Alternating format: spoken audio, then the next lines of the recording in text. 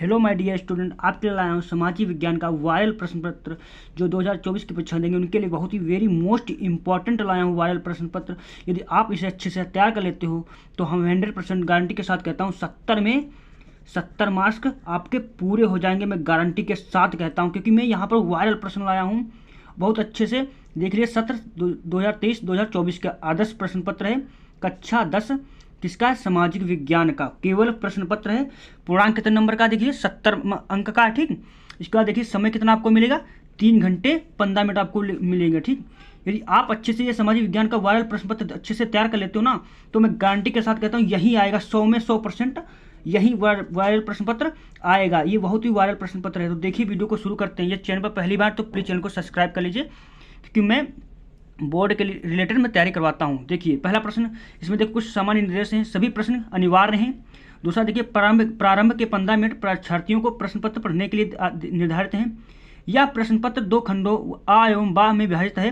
खंड आ में 20 अंक के बहुविकल्पी प्रश्न हैं जिनको उत्तर OMR शीट पर दिया जाना है। ठीक, इसके आगे देखिए, OMR शीट पर उत्तर अंकित किए जाने के पश्चात उससे काटा नहीं तथा इरेजर एवं व्हाइटनर आदि का प्रयोग ना करें। खंड बा 50 अंकों का है। इसमें वर्णात्मक एवं मान से संबंधित 2 प्रश्न हैं। प्रत्येक प्रश्न के लिए निर्धारित अंक उसके सम्मुख अंकित है।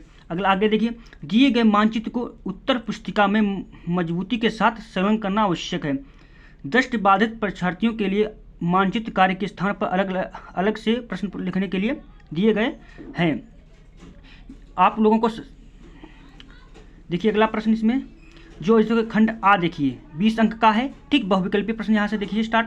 आप अच्छे से इन्हें तैयार कर लीजिए, स्क्रीनशॉट लीजिए, इन्हें तैयारी कर लीजिए क्योंकि यही है जो 7 मार्च का आपका पेपर है समाज विज्ञान का। ये जाइए वहाँ पर छाप दीजिए क्योंकि यहाँ पर वेरी वेरी इंपॉर्टेंट है। पहला प्रश्न देखिए, बहुविकल्पी प्रश्न है, राष्ट्रवाद का उदय सर्वप्रथम किस देश में हुआ। राष्ट्रवाद का उदय किस देश में हुआ, फ्रांस में। कहाँ हुआ, इसमें ऑप्शन बा हो जाएगा, फ्रांस में हुआ। किसमें, फ्रांस में। अगला प्रश्न देखिए, ड्यूक मेटरनिख सामाजिक व्यवस्था का सबसे खतरनाक दुश्मन किसे को माना।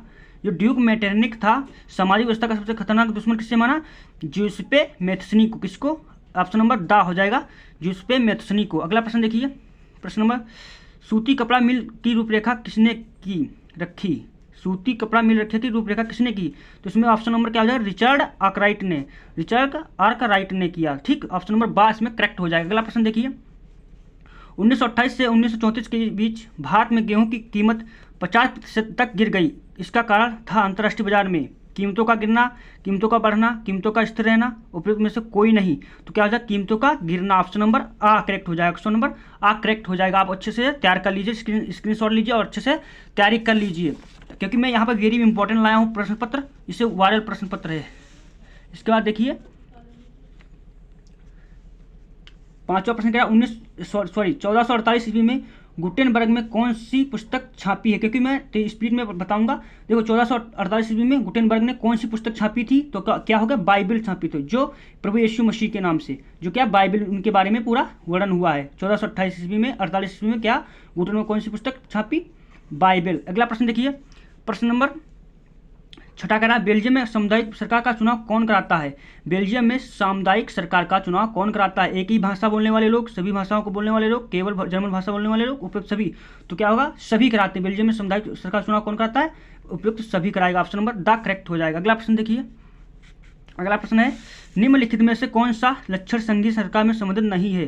कठोर एवं लिखित संविधान। क्या होगा इसमें, ऑप्शन नंबर शक्तियों का केंद्रीकरण, संघ राज्य के मध्य शक्तियों का विभाजन, सर्वोच्च न्यायालय। इसमें क्या हो जाएगा, कठोर एवं लिखित संविधान। ऑप्शन नंबर आ करेक्ट हो जाएगा। ठीक, अगला प्रश्न देखिए, निम्नलिखित में से लैंगिक असमानता को बढ़ावा देने वाला का कारण नहीं है। निम्नलिखित में से लैंगिक असमानता को बढ़ावा देने का कारण नहीं है समाज का पितृ प्रधान होना। क्या हो जाएगा, समाज का पितृ प्रधान। ऑप्शन नंबर सा करेक्ट हो जाएगा, समाज का पितृ प्रधान होना। ये एक देखो सम्मुख एक अंक का दिया भी है। ठीक, अगला प्रश्न देखिए, सांप्रदायिकता की समस्या प्रारंभ होती है जब, संप्रदाय मतलब जो धर्म के बीच जो लड़ाई उत्पन्न होती है वो क्या होता है, क्या इसमें बताना आपको। धर्म को ही राष्ट्र का आधार मान लिया जाए, धर्म को राष्ट्र में अलग अलग कर दिया जाए, सभी धर्मों को समान रूप से माना जाए, कुछ ही धर्मों को प्रधानता दी जाए। तो ऑप्शन नंबर आ हो जाएगा, धर्म को ही जब राष्ट्र मान लेंगे तब यहाँ पर सांप्रदायिकता उत्पन्न हो जाती है। ऑप्शन नंबर आ करेक्ट हो जाएगा, ऑप्शन नंबर आ करेक्ट हो जाएगा। अगला प्रश्न देखिए, प्रश्न का 10 देखिए, निम्नलिखित में कौन सा संघ सूची का विषय नहीं है? प्रतिरक्षा, मुद्रा, शिक्षा, विदेशी मामले। तो ऑप्शन नंबर बा हो जाएगा मुद्रा। अच्छे से आपको इन्हें तैयार कर लेना, स्क्रीनशॉट लेते रहिए और अच्छे से इन्हें तैयार कर रिवीजन कीजिए। यही प्रश्न 100% इसी क्वेश्चन ये यही बनकर आएंगे बोर्ड में। अगला प्रश्न देखिए, निम्न में से पंजाब भूमि संकुचन का मुख्य कारण क्या है? गहन खेती, अधिक सिंचाई, वनोन्मूलन, अति पशुचारण। तो पंजाब में भूमि का मतलब ज़्यादा जो बंजर हो जाए किस कारण? अधिक सिंचाई के कारण। ऑप्शन नंबर बा हो जाएगा, ऑप्शन नंबर बा करेक्ट हो जाएगा, अधिक सिंचाई के कारण। ठीक, अगला प्रश्न देखिए, निम्न में सम्मिलित करते हुए सही विकल्प का चयन कीजिए। इसमें विकल्प करना सही करना, इसमें कौन ऑप्शन है? भांगड़ा नांगल बांध कहाँ स्थित है? तो सतलुज नदी में, ऑप्शन नंबर ये है। ठीक, ये इसका इस प्रकार से मिलाएंगे, ये हो जाएगा। हीराकुंड कहाँ है? तो महानदी पर स्थित है। सरदार सरोवर टिहरी बांध क्या है? टिहरी बांध आपका है भागीरथी में, और इसका सरदार नर्मदा नदी में। ठीक, सरदार सरोवर कहाँ है? नर्मदा नदी में। तो ऑप्शन में ढूंढो, ऑप्शन नंबर भांगड़ा नांगल बांध क्या होगा? थर्ड, यानी कि ऑप्शन नंबर सा करेक्ट हो जाएगा। ठीक, ऑप्शन नंबर सा इसमें क्या हो जाएगा? करेक्ट हो जाएगा। अगला प्रश्न देखिए, अगला प्रश्न वेरी मोस्ट इंपॉर्टेंट। देखिए आगे, देखिए निम्नलिखित में से प्राथमिक क्षेत्र का क्रियाकलाप नहीं है। निम्नलिखित में से प्राथमिक क्षेत्र का क्रियाकलाप नहीं है। मछली पकड़ना, कृषि, गुड़ बनाना, डेयरी। तो ऑप्शन नंबर क्या हो जाएगा? गुड़ बनाना हो जाएगा। क्या हो जाएगा? गुड़ बनाना हो जाएगा। अगला प्रश्न देखिए, इसमें ऑप्शन गुड़ बनाना, सॉरी इसमें हो जाएगा आपका ये नहीं, निम्नलिखित में प्राथमिक क्षेत्र का क्रियाकलाप नहीं है। ऑप्शन नंबर जिसमें आपको एक विकल्प चुनना है, क्या हो जाएगा? केवल का यानी कि मछली पकड़ना जो है प्राथमिक क्षेत्र में नहीं आता है। ठीक, अगला प्रश्न देखिए, सार्वजनिक एवं निजी क्षेत्र को किस आधार पर वर्गीकृत किया जाता है? उद्यम का स्वामित्व। क्या हो जाएगा? ऑप्शन नंबर सा हो जाएगा, उद्यम का स्वामित्व, सार्वजनिक। ठीक, अगला प्रश्न देखिए, भूक्षरण से आप क्या तात्पर्य है? भूक्षरण से आपका क्या तात्पर्य है? भूमि का अनुपजाऊ होना, भूक्षरण जानते होंगे आप, भू का कटना यानी खराब हो जाना, भू का अलग हो जाना। तो क्या हो जाएगा? उपयोगी बना देता है। भूक्षरण क्या हो जाता है? अनुपयोगी बना देता है। ऑप्शन नंबर आ करेक्ट हो जाएगा। मगरमच्छ, गेंडा, काला हिरन किस जाति में नहीं आते हैं? तो मगरमच्छ पाए जाते हैं, गेंडा भी पाए जाते हैं, काला हिरन भी पाए जाते हैं। तो क्या होगा? संकटग्रस्त जाति में नहीं आते हैं, क्योंकि ये हमारे सुरक्षित हैं। तो ये हो जाएगा इस प्रकार से। अगला प्रश्न देखिए, निम्नलिखित में से कौन सा व्यापार अवरोधकों का लक्षण नहीं है? सरकार विदेश व्यापार को नियमित करने के लिए व्यापार अवरोधकों का प्रयोग कर सकती है। ऑप्शन नंबर बा करेक्ट है, सरकार यह निर्णय ले सकती है कि देश में किस प्रकार की वस्तुएं कितनी मात्रा में आयातित होनी चाहिए। ऑप्शन नंबर बा करेक्ट हो जाएगा। अगला प्रश्न देखिए, क्वेश्चन नंबर 18, भूमिहीन ग्रामीण मजदूरों के लिए सबसे अधिक उपयुक्त किस विकास का लक्ष्य कौन सा है? अधिक मजदूरी होना, ऑप्शन नंबर सा। निम्नलिखित अगला देखिए, निम्नलिखित में से कौन सा परंपरागत ऊर्जा का स्रोत नहीं है? तो परंपरागत ऊर्जा का स्रोत नहीं है भूतापी, ऑप्शन नंबर बा हो जाएगा। देखो कोयला तो है परंपरागत प्राचीन से चला आ रहा है, तो कोयला है, इसमें ऑप्शन नंबर भूतापी ऊर्जा हो जाएगा। ठीक, इंपॉर्टेंट है। अगला प्रश्न देखिए, वैश्वीकरण का बहुराष्ट्रीय कंपनियों के विनिवेश पर क्या प्रभाव पड़ा? बहुराष्ट्रीय कंपनियों के निवेश में वृद्धि हुई। बहुराष्ट्रीय कंपनियों द्वारा भारत के विदेश पर व्यवहार अधिकांश क्या हुआ? उपयुक्त सभी हो जाएगा। ऑप्शन नंबर ये 20 हो गए। इस प्रकार से आपके 20 अंक कंप्लीट हो गए। अच्छे से आपको तैयार कर लो। अगला प्रश्न देखिए, अब खंड बा में आ जाइए। वर्णात्मक प्रश्न क्या है? वर्णात्मक प्रश्न में देखिए उत्तर लगभग 80 शब्दों में देना है आपको, 50 अंक का है। ठीक, तो क्या होगा? प्रथम विश्व युद्ध के पश्चात होने वाले महामंदी के 2 कारण लिखिए। जो प्रथम विश्व युद्ध हुआ उसके पश्चात जो महामंदी के 2 कारण क्या है? तो आपको उल्लेख करना है। यदि आप इन्हें अच्छे से तैयार कर लो, क्योंकि इसे आप इतना अगर नहीं तैयार कर पा रहे तो 2 + 2 4 नंबर आपको मिलेंगे। 4 नंबर लेना है तो इतना आपको तैयार ही करना पड़ेगा। तो अच्छे से आपको इन्हें तैयार कर लो। अगला प्रश्न देखिए, अगला प्रश्न देखिए, 1928 से 1934 का मध्य होने वाली महामंदी का भारतीय अर्थव्यवस्था पर पड़ने वाले 2 प्रभावों की व्याख्या कीजिए। अथवा में है। ठीक, अगर वो करना वो कर लो, अगर नहीं कर पा अच्छा मालूम है तो ये तैयार कर लो। अगर ये तैयार कर तो 4 नंबर इसमें भी आपको मिलेंगे। तो अच्छे से आपको तैयार कर लेना है। अगला प्रश्न देखिए, सत्ता की साझेदारी लोकतंत्र की आत्मा है, इस कथन का कारण सहित पुष्टि कीजिए। सत्ता की साझेदारी लोकतंत्र की आत्मा है, सत्ता की साझेदारी लोकतंत्र की आत्मा है, इस कथन का पुष्टि कीजिए। तो 4 नंबर आपको मिलेंगे। तो इसे तैयार करो। नहीं अगर इसे तैयार करते हो तो ये वाला तैयार करो। वर्तमान परिप्रेक्ष्य में जाति में राजनीति में जाति कथन की व्याख्या कीजिए।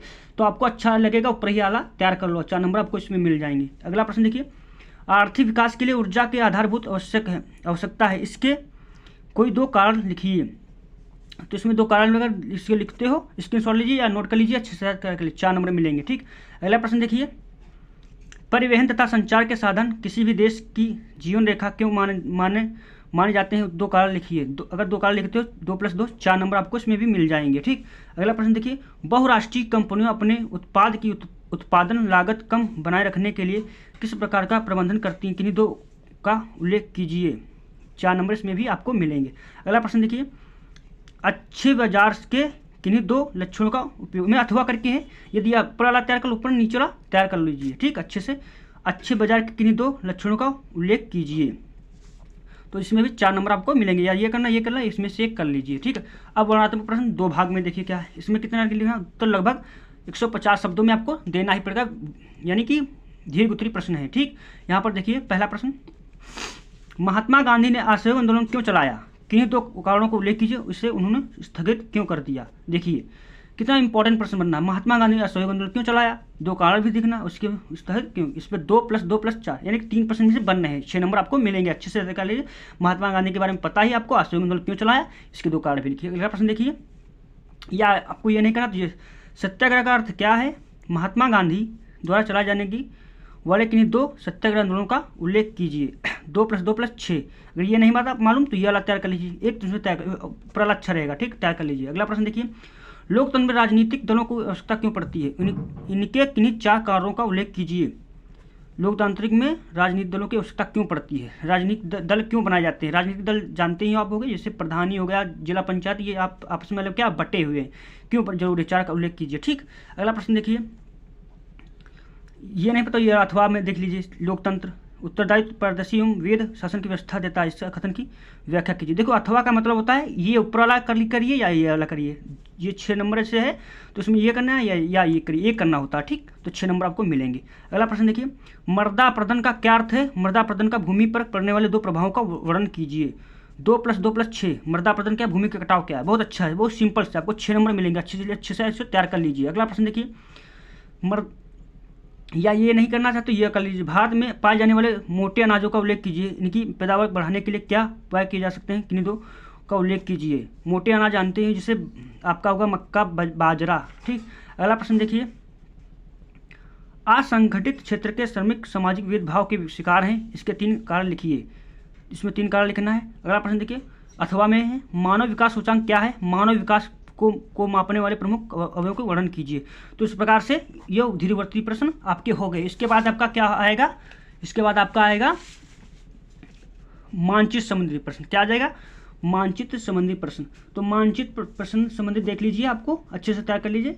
देखिए इसमें देखिए, निम्नलिखित स्थानों को भारत के रेखा मानचित्र में चिन्ह द्वारा नाम सहित दर्शाइए। सही नाम व सही अंकन के सामने क्या है, ये अंक आपके दिए हैं, आधा अंक दिया हुआ। ठीक, तो मानचित्र, भारत जैसा मानचित्र आपको मिलेगा, वो बोर्ड वाले खुद प्रोवाइड करेंगे, जहाँ आपका सेंटर लगेगा। ठीक, तो उसमें आपको मिलेगा, वो खुद देंगे आपको मानचित्र। उसमें क्या करना, वह नगर जहाँ जलियांवाला बाग हत्याकांड हुआ, तो इस प्रकार से दर्शाना। तो क्या है, जैसे भारत का मानचित्र है, मान लो अगर, तो जलियांवाला बाग कहाँ हुआ था, हत्याकांड कहाँ हुआ था, तो अमृतसर में हुआ था। तो अमृतसर में किस चिन्ह से, इस चिन्ह से दर्शा देना है, नीचे लिख देना अमृतसर। ठीक, तो इस प्रकार से आपको 1 + 1 यानी कि 1 अंक आपको मिल जाएगा। ठीक, इसी प्रकार ये दिया, वह स्थान जहाँ महात्मा गांधी ने सर्वप्रथम नमक कानून तोड़ा।